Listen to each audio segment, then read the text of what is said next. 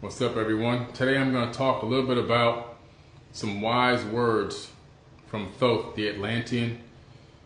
He's known around the world as Thoth, T-H-O-T-H. Thoth is another way of pronouncing it. The word thought comes from the name Thoth, T-H-O-T-H. He's known to the Greeks as Hermes. He's known to the Africans as Tahuti, Jehudi, in various places around Africa. He's known to the indigenous Native Americans as Quetzalcoatl, Lord Pakal, Kukulkan. He's known to the Australians as Thoth. He's known to the Japanese as Wang Di, the first emperor of Japan. He's a worldwide phenomenon. Everywhere I go on this planet, I run into this guy. He's the real deal.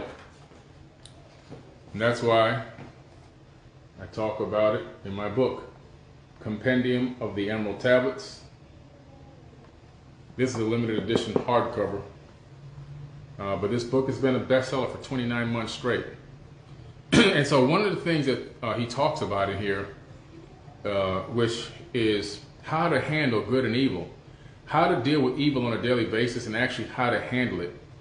And so what he's really telling us in his ancient tablets, which I kind of broke down in my book, that's why it's called a compendium. It's a breaking down of the knowledge to make it understandable, is he's telling us something that a famous martial arts instructor used to say. He says, I am not teaching you how to fight. I am teaching you how to control evil. So, the words of Thoth and what he's talking about when he's talking about the dark brothers, the evil that's out here in the world, the influencers of darkness, and how we're supposed to overcome that and seek the light by using our light to defeat evil. He's not saying to go and battle evil in like hand-to-hand combat. What he's saying is we're teaching you how to actually manage and control evil. There's levels to this. This is a matrix. When you know how to bend this matrix to your will and maneuver through this matrix, you can make things happen for yourself. The secret, the ultimate secret, is learning how to control evil. You can't get rid of evil. You cannot get rid of it. Why? Because yin and yang permeate the entire universe. Okay? If you're on here now, share this. All right? Thank you for the badges, guys. By the way, if you give any donations by badges, all that money, 100% of it, goes towards kids' school book bags coming up in August. All right, 100% of it goes towards kids' school bags going into August coming up this fall, which is right around the corner. All right, and you'll see me buying them as usual, and I always post my stuff on Instagram, so I have accountability, so you see exactly what I'm doing. Okay, but we're teaching people how to manage evil, how to control evil. You can't get rid of evil. The more you think you can get rid of evil, the less control you're going to have over your own life. The more slippage you're going to have. You cannot get rid of evil. All you can do is control it to a certain point. Okay? And once you understand it, your life is going to become so much smoother, so much better. Yin and yang permeate the entire universe. Okay? If you even look in the biblical tales, Amun-Ra, who's actually posing as a creator of the universe, he's not really the creator because he's posing in the Bible, but he says, I create the good and I create the evil. That's in Isaiah. He says, I, the Lord, doeth these things. It's not Satan creating evil. It's not, it's embedded into everything. It's embedded into the fabric of space-time itself. So thinking that you're going to rid the world of evil, it will drive you crazy. It will drive you crazy, okay?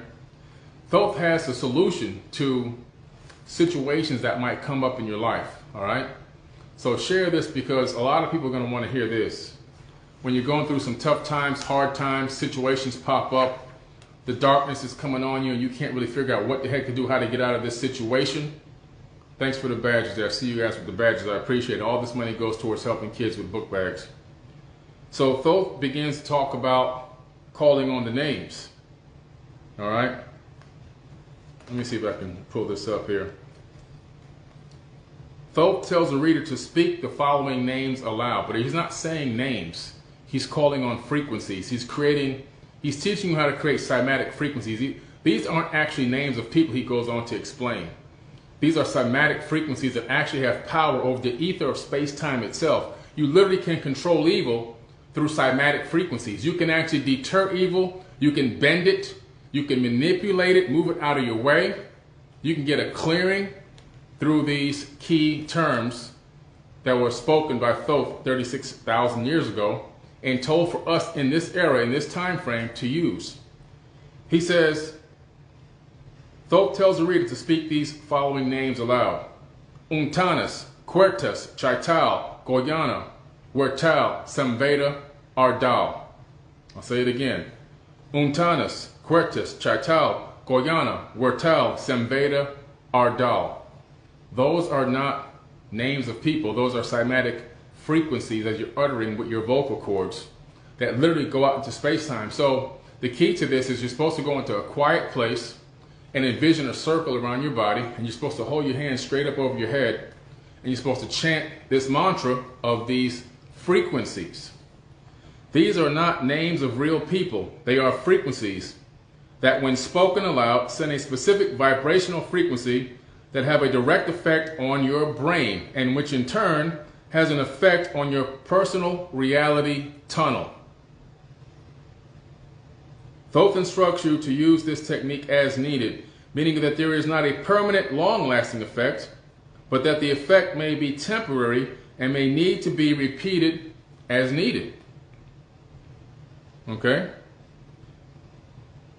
Iamblichus wrote that Pythagoras extended his ears and fixed his intellect in the sublime symphonies of the world, he alone hearing and understanding, as it appears, the universal harmony and coincidence of the spheres and the stars that are moved through them, which has produced a fuller and more intense melody than anything affected by mortal sounds.